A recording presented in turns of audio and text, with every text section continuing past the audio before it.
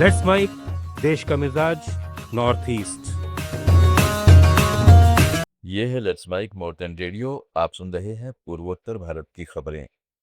गुवाहाटी चाय नीलामी केंद्र में इस सीजन में सीटीसी चाय ने रिकॉर्ड तोड़ कीमतें हासिल की हैं।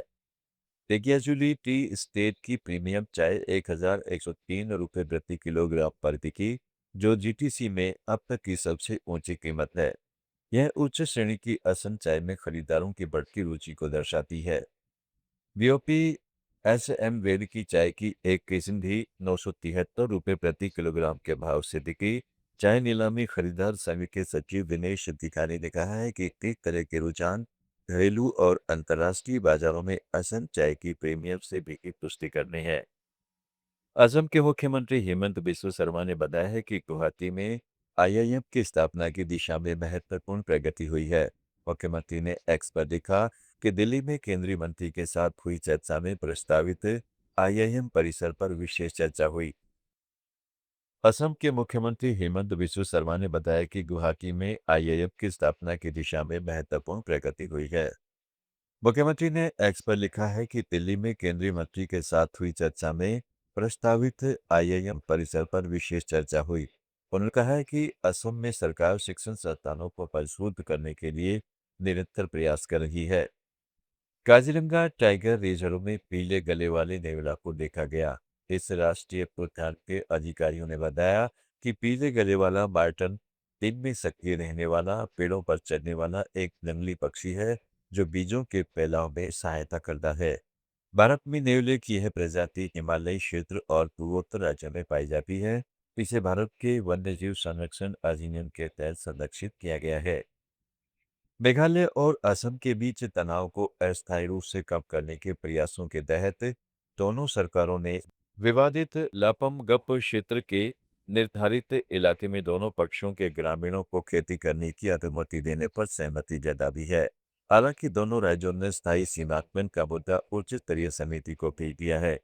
असम पुलिस के शिविर में हुई बैठक में दोनों पक्षों के बीच मेघालय के लापम गाँव क्षेत्र के ग्रामीणों को खेती करने और असम के ताहपात के ग्रामीणों को पहाड़ियों और ढलानों पर मौसमी फसलें उगाना जारी रखने की अनुमति देने पर भी सहमति बनी। गुवाहाटी हाईकोर्ट ने उत्तरी लखीमपुर रेंज के वन रेंज अधिकारी शिवाशीष संदिल्या को जमानत दे दी है। उनको सतर्कता एवं भ्रष्टाचार विरोधी निदेशालय द्वारा रिश्वतखोरी के मामले में पिछले महीने गिरफ्तार किया गया था। जस्टिस मानस रंजन पाठक ने संदिल्या को 50,000 रुपए की जमानत पर रिहा करने का आदेश दिया। असम वन सेवा अधिकारी और 2020 के एपीएचई वन सेवा टॉपर संदिल्या पर आरोप है कि उन्होंने शिकायतकर्ता से वन उत्पादों के परिवहन के लिए वाहनों की आवाजाही की अनुमति देने के बदले रिश्वत मांगी थी। उनके घर की तलाशी में 5,68,000 रुपए नकद जब्त किए गए थे। असम के सांस्कृतिक प्रतीक जुबीन गर्ग की कथित हत्या के मामले में मुख्य आरोपियों में एक सिद्धार्थ शर्मा की जमानत याचिका पर हाईकोर्ट 4 जून को सुनवाई करेगा। अदालत के सूत्रों के अनुसार यह मामला जस्टिस पार्थिव जो 20 सैकड़े की पीठ के समक्ष सूचीबद्ध किया गया है।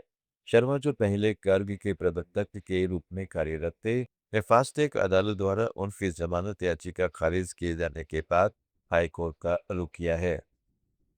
कांग्रेस के वरिष्ठ नेता वाजिद अली चौधरी को आधिकारिक तौर पर असम विधानसभा में नेता प्रतिपक्ष नियुक्त किया गया है। विधानसभा द्वारा सोशल मीडिया पोस्ट में बताया गया है कि स्पीकर रंजीत कुमार दास ने चौधरी को नेता प्रतिपक्ष बनाया है। कांग्रेस संसदीय दल के नेता वाहिद अली चौधरी को विधानसभा में नेता प्रतिपक्ष के तौर पर मान्यता मिली है। असम, त्रिपुरा, मेघालय, मणिपुर, अरुणाचल प्रदेश, मिजोरम, नागालैंड और सिक्किम की ताज़ा खबरों के बुलेटिन को रोजाना सुनने के लिए डाउनलोड करें लेट्स माइक ऐप। जुड़े रहिए लेट्स माइक के साथ। आप सुन रहे थे let's mike more than radio. Follow कीजिए हमें हमारे सोशल मीडिया प्लेटफॉर्म्स पर। It's time for news. It's time for More Than Radio. Presenting the first radio news app, Let's Mic.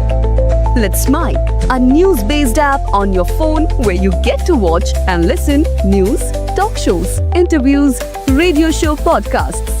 On Let's